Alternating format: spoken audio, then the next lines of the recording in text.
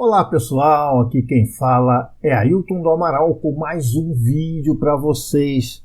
Pessoal, à medida que a gente vai aí envelhecendo, né, a gente vai evoluindo e eu não sou diferente de ninguém. O canal está tomando outra forma, você já tem notado isso já há vários vídeos aí atrás. Eu não estou mais falando de magos, magias, rituais, etc., varinha de condão e tudo mais. O canal, como ele foi criado, né, ele está tomando a forma mais de pesquisa, mais de estudo. O canal ele está passando, né, eu estou agora abordando meus vídeos de uma forma mais filosófica, de uma forma mais voltada para conhecimento, ok, gente? Então, esse vídeo, por exemplo, é um vídeo bem complexo, tá? Que só pessoas que querem realmente ter conhecimento vão conseguir ver o vídeo até o final. Mas é isso mesmo, gente. Eu quero conhecimento. Se você ainda está naquela fase de varinha de condão, invocação, magia, vai para outro canal, que esse aqui não é isso. Agora, se você quer conhecer, quer entender como é que funcionam as coisas, como é que o mundo funciona, como é que a filosofia da magia funciona, esse é o canal.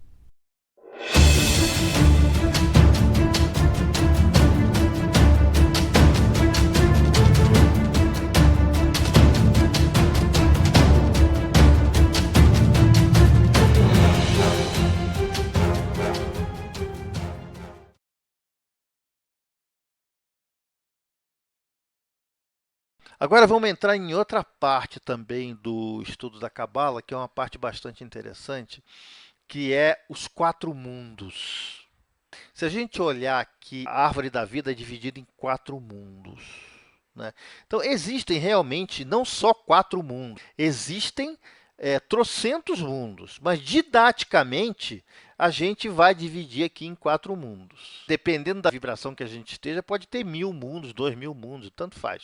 Então, a gente vai dividir aqui didaticamente em quatro, que é para a gente conseguir entender a árvore da vida. O primeiro mundo lá em cima é o Atzilut, que é o mundo do ar.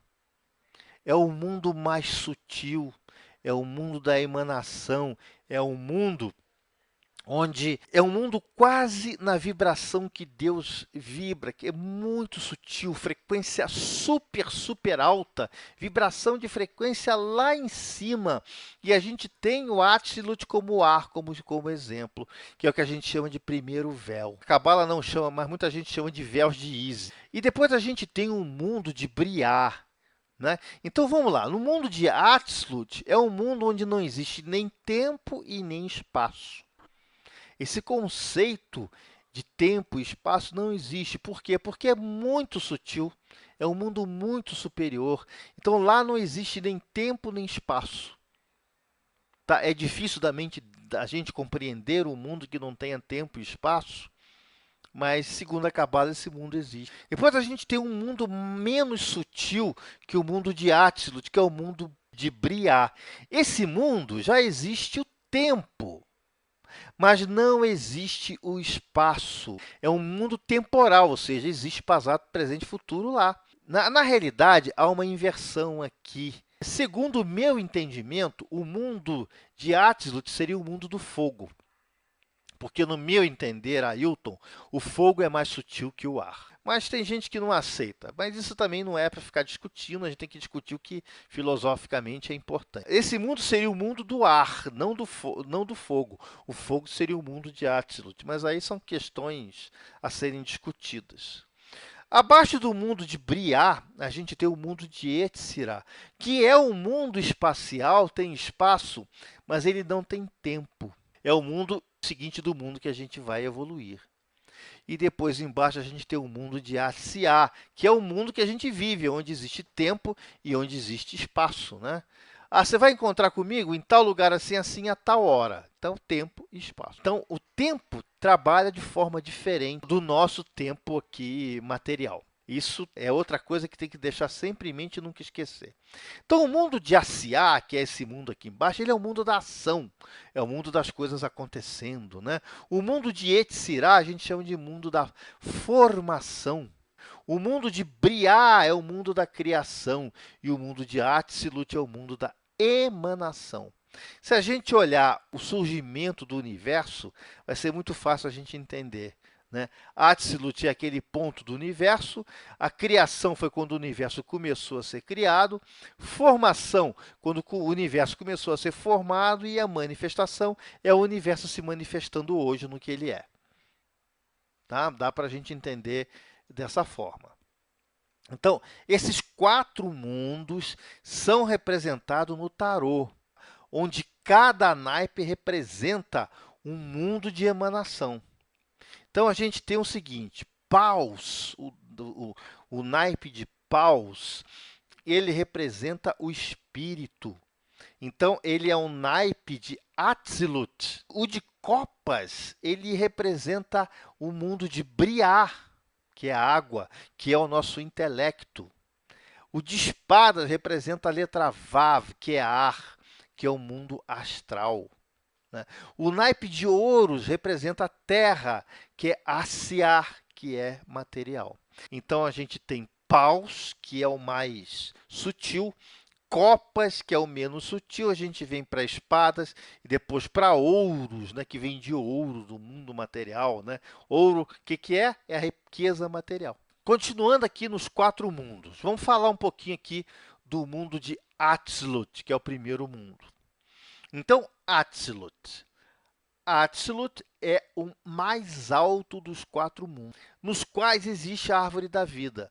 Ele é seguido por Briá, que é conhecido como o mundo das emanações, ou o mundo das causas. Na Cabala, cada uma das Séfirot desse mundo é associada a um nome de Deus. Esse mundo é associado, então, ao naipe de Paus de Tarô, o mundo de Atzilut. Então, em Atzilut, a gente tem a energia mais pura, a gente tem a força divina. Essa força divina, ela é subdividida nas 10 esferas que vêm abaixo, mas é onde emana essa luz divina.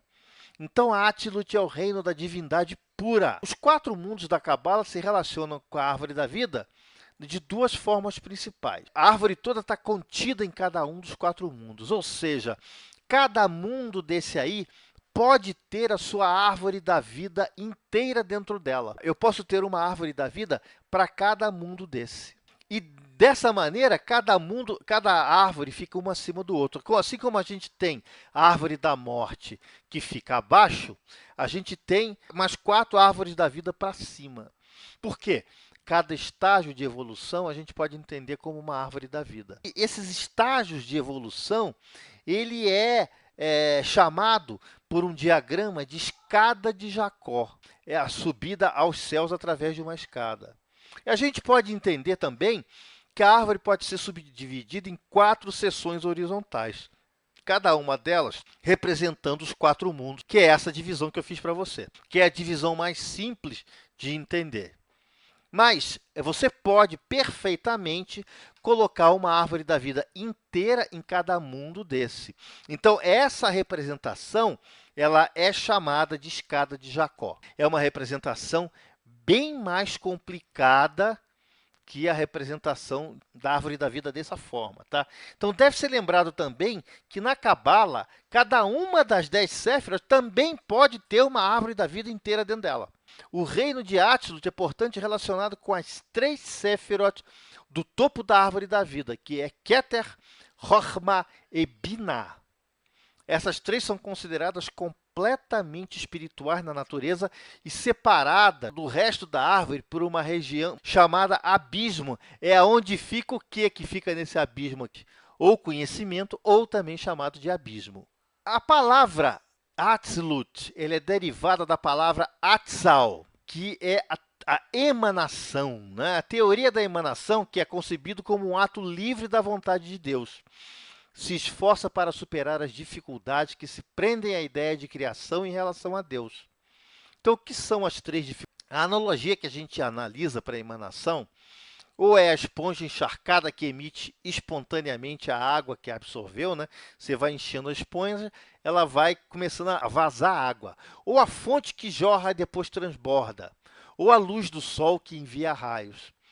parte de sua própria essência, né? Porque o Sol, na realidade, quando ele libera raios para a gente, ele está liberando partes dele mesmo. Então, para todo lugar, sem perder qualquer parte, entretanto, em infinitesimal de seu ser, já que foi a última dessas analogias que mais ocupou e influenciou os escritores cabalistas. Então, Atzilut, ela é associada ao Sol, porque ela é mais corretamente interpretada como irradiação. Então, Atzilut, ela corresponde à primeira letra da palavra Yahvé. Ela é Yod, que é o mundo da emanação, que pode ser definido como uma ideia. Yod, ela é o arquétipo que corresponde ao elemento fogo, que é tão sutil, que não tem nem espaço nem tempo. Por isso que ele é um ponto microscópico onde cabia nele todo o universo. Porque em Yod ele é não temporal e não espacial. Tá? Então ele representa bem o mundo de Atzilut. Nossas almas estão quebradas no mundo de Briar. Né? No Briar e Yetzirah Asiá. Quando nos unimos, iremos ascender ao mundo de Atzilut, que significa em sua casa. Né? Yetzlo, em sua casa. Se subirmos de lá, de baixo para cima, com as nossas próprias forças, então atingimos a nossa correção final. Dessa forma, nós corrigimos o rompimento que ocorreu no mundo da Nekudim. Nekudim é ponto, tá? Ponto em hebraico, que é o pontinho de hebraico lá onde foi criado o universo. E o mundo de Briá? O mundo de Briá é um mundo que a gente chama de mundo da criação. É aquele que está encarregado, por dizê-lo assim, de realizar a criação propriamente tal. É onde o universo começou a ser criado. Então, nesse mundo se delegam as faculdades correspondentes por parte do mundo divino, ou seja, de Atzilut. Então, a vontade de Atzilut, ela começa a se manifestar em Briá. E a criação, então, ela começa a surgir aqui em Briá. Então, em Briá, a gente tem os deuses, arcanjo. Né? Por que fala de deuses? Aí é que tá. Porque apesar do sistema hebraico ser monoteísta, o termo Elohim é plural, que significa que são vários deuses criadores que regem as forças energéticas. Isso é muito interessante, porque o judaísmo ele é monoteísta. Então, não se deveria chamar Elohim, deveria chamar no singular, que é Eloá. Tá? Eloá, Deus. Elohim, deuses.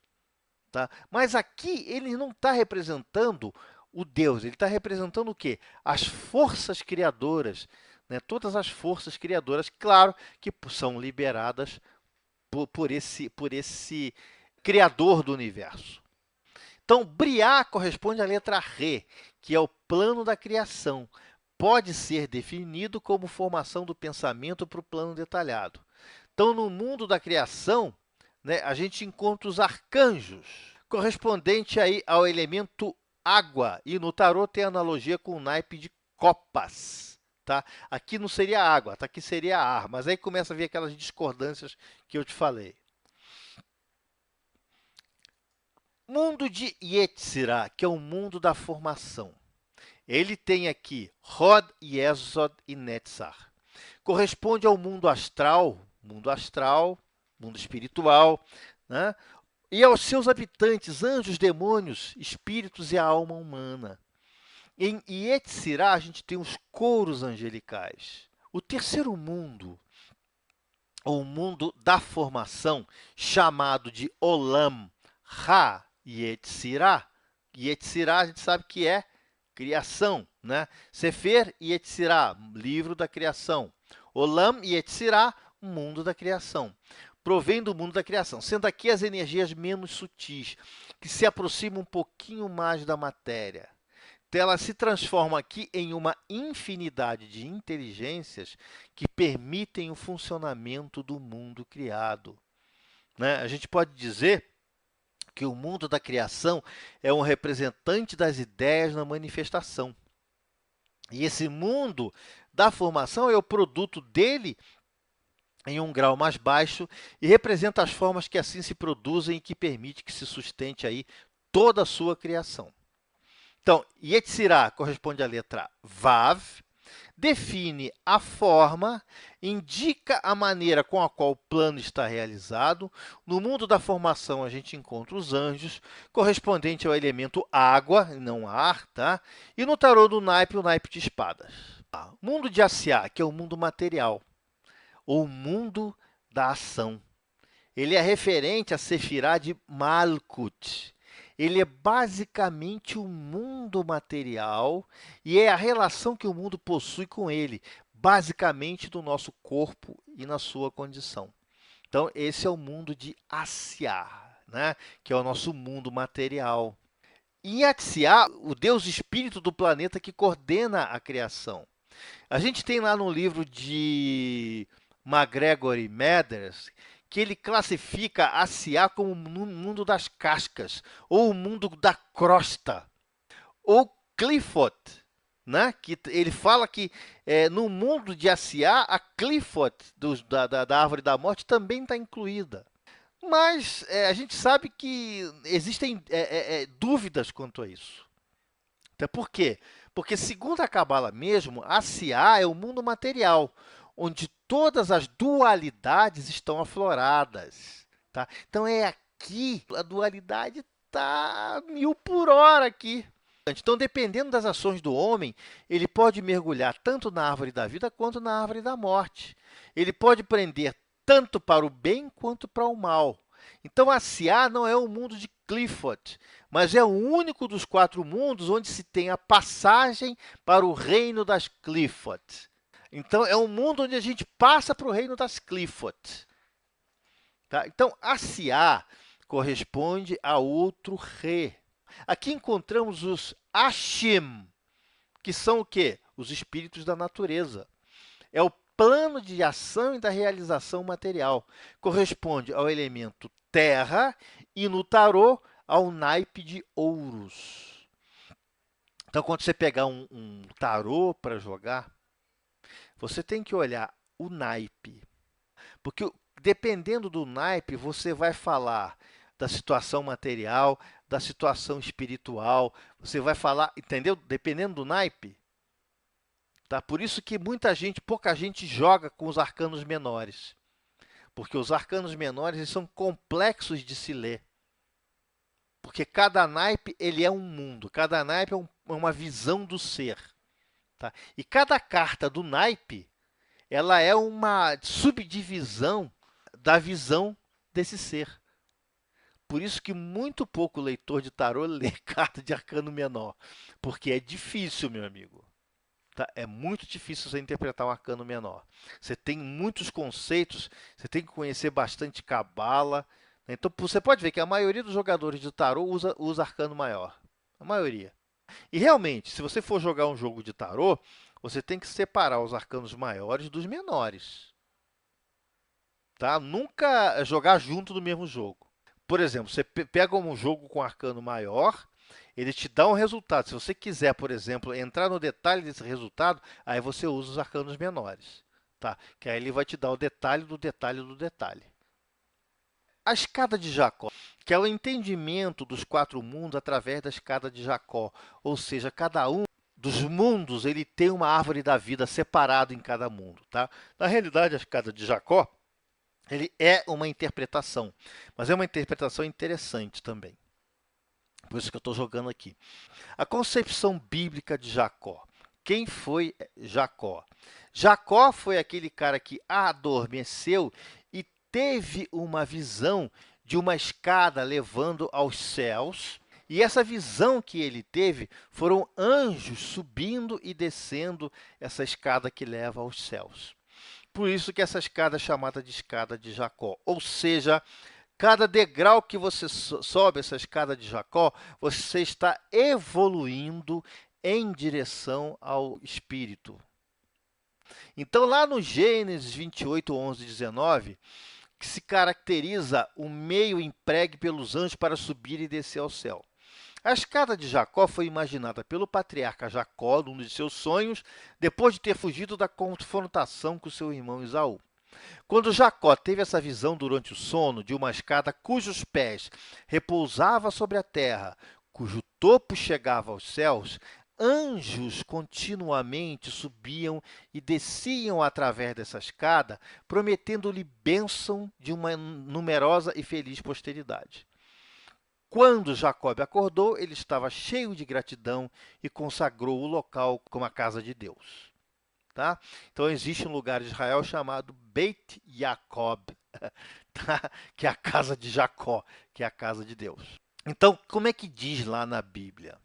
E saiu Jacó de Beersheba e foi a Harã, e chegou ao lugar e pernoitou ali, porque se havia posto o sol, e tomou das pedras do lugar e colocou a sua cabeceira, e deitou-se naquele lugar, e sonhou, e eis que uma escada estava apoiada na terra, e o seu topo chegava aos céus. Eis que os anjos de Deus subiam e desciam por ela, e eis que o Eterno estava sobre ela, e dizia: Eu sou o Eterno Deus de Abraão, teu patriarca, e Deus de Isaque. A terra sobre a qual tu estás deitado, a ti darei a tua semente, e será a tua semente como o pó da terra, e te espalharás ao oeste, ao leste, ao norte e ao sul. E se abençoarão em ti todas as famílias da terra em tua semente. E despertou Jacó do seu sono e disse: Certamente o Eterno está nesse lugar, e eu não sabia. E temeu e disse: Quão espantoso é este lugar! Este não é outro lugar que a casa de Deus. Esta é o portão dos céus. E chamou aquele lugar de Bet-El. Beit, casa. El, Deus. Tá? Bet-El. Betel. Tá? Beit, em hebraico, é casa. E El é um dos nomes de Deus. Tá? Então, casa do Senhor. Bet-El. Tá? Bom, essa escada tão marcante para a história do seu povo judeu, encontra seu análogo em todas as antigas iniciações. Seja ela uma coincidência ou uma teoria, ou se derivado de uma base comum de simbolismo. É certo que a escada como um símbolo de progresso moral e intelectual existia quase universalmente, apresentando-se como uma sucessão de degraus ou portões, ou modificada de alguma outra forma. O número de degraus variava, embora o favoritismo tenha recaído sobre o número 7, e provavelmente devido ao caráter místico desse número, é aceito em todos os lugares. A própria maçonaria utiliza o símbolo da escada de Jacó como a ascensão de graus. Então, aqui do lado esquerdo, a gente vê os 33 graus do rito escocês antigo e aceito. Aqui, os graus do rito de York. Aqui, os graus do rito de York, que são menos graus, mas o caminho para subir esses graus é mais difícil. No rito escocês antigo e aceito, você tem até o grau 33. No grau de York, o grau 11, tá? Que é o último grau do rito de York.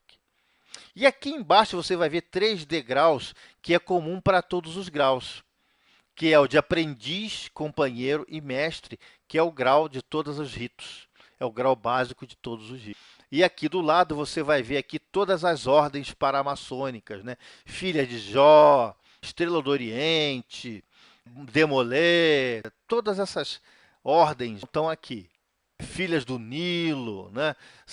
Aonims, todas as ordens paramaçônicas estão contidas aqui também. Então, a maçonaria olha a escada de Jacó como a subida de graus. Então, vamos em frente. Agora, a escada de Jacó, dentro da concepção da Cabala. Então, se ela diz que cada parte da árvore da vida ela tem uma árvore da vida dentro, ela seria mais ou menos como esse foi o mais assim didático que eu encontrei, tá? Ou seja, cada mundo, tá? Ele tem a sua própria árvore da vida. Então nós temos Atzilut, que é o mundo de fogo. Nós temos Briá, que é o mundo da criação. Notem o seguinte, que a principal, você vê Keter de Briá, ele começa do Tiferet de Azilut. Então, quando você vai até o Keter de Briá, na realidade, você está no nível para Atzilut de Tiferet. Quando você desce aqui né, no mundo aqui de Asiá, quando você chega no Keter de Asiá, você está, na realidade, no Tiferet de Yetzirah. E quando você chega no Keter de Yetzirah, você está no Tiferet de Briá. E quando você está no Keter de Briá, você está no Tiferet de Atzilut. Tá? É um conceito chato de explicar, espero que você esteja entendendo. Essa é uma das explicações dos 4 mundos. Por que a maioria das pessoas prefere utilizar esse conceito aqui dos 4 mundos? Porque é mais fácil de explicar. Tá? Mas, na realidade, o que ocorre é isso aqui, que é um negócio bem mais chato, né, de se entender. Tem esse conceito aqui também, mas aqui vai ser bem pior de eu explicar, que é mais ou menos a mesma coisa que é esse conceito aqui, só que de forma tridimensional. O ser humano natural fixado no material e de costas para o espiritual. Nós estamos no material e as nossas costas voltadas para o espiritual. A gente tem que começar a virar isso de frente para o espiritual. Então, o que é esse diagrama? Esse diagrama é o mesmo diagrama que está aqui, mas de forma tridimensional. Ok? Tá chato de explicar, né? Mas tá. Então, bem no centro da árvore da vida se encontra a Sefirá de Tiferet. Ela é mais importante de todas, uma vez que sua colocação se acha na posição de equilíbrio de todo o esquema da árvore da vida. E do ponto de vista das religiões, que Tiferet, se você olhar, ela representa o Sol, certo? Então, o Sol, o que é? É o centro do sistema solar. Então, do ponto de vista das religiões, Tiferet é considerada como centro crístico, tá? Não de Jesus Cristo, tá? Isso é importante. A palavra Cristo, ela não é em monopólio da religião católica. Então, é o centro crístico. É aí que as religiões cristãs se apoiam também, todas aquelas que têm um símbolo maior, os deuses sacrificados. As religiões panteístas se identificam com Yesod. As metafísicas, tal como o budismo e o confucionismo, centralizam lá em Keter. Mas a fé cristã, ela tem como característica Tiferet. Em vários gráficos de árvore, temos 3 figuras principais representando essa Sefirá. A criança Baco Dionísios, a cruz como presença crística do rei Arthur. Como Tiferet ela é associada ao Sol, que é o doador de luz, cada uma dessas figuras, à sua maneira, representa um aspecto desse de doação de luz. Embora o trabalho de Dionísio, que é importante a gente estudar o trabalho de Dionísio, não seja compreendido pela maioria das pessoas, que vem nele o representante da luxúria, que não é bem assim, a criança dionisíaca representa a pureza e a inocência. Tiferet, nessa posição, vai elucidar todo o trabalho do adepto ou do estudante, que acabará por compreender que é necessário o sacrifício. O sacrifício aqui eu jogaria mais como vontade, tá? Para poder alcançar a luz superior, que faz parte do caminho. Esse sacrifício é embasado no fato de que teremos que chegar à compreensão em relação ao nosso semelhante, pois cada um de nós está em uma das etapas do trabalho de evolução. Compreender, aceitar e não julgar é uma tarefa de capital importância para essa Sefirá.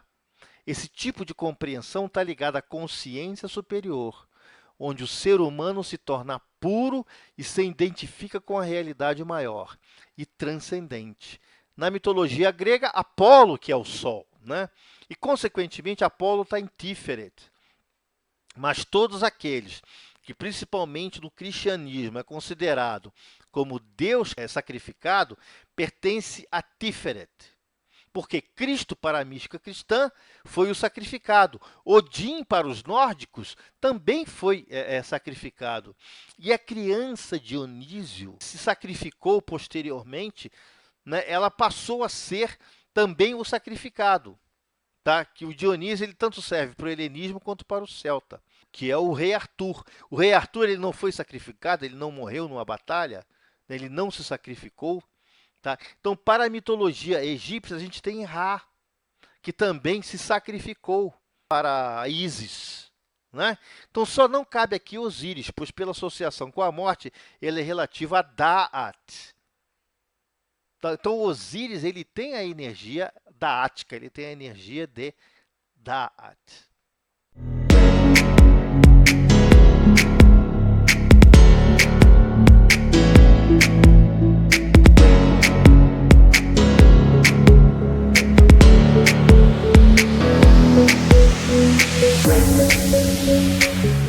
Bom, pessoal, espero que tenham gostado aí do vídeo, né? A essa altura do campeonato eu devo estar viajando, ok? Mas vídeo não vai faltar no canal, ok, pessoal? Vida longa e próspera, Ailton Alt.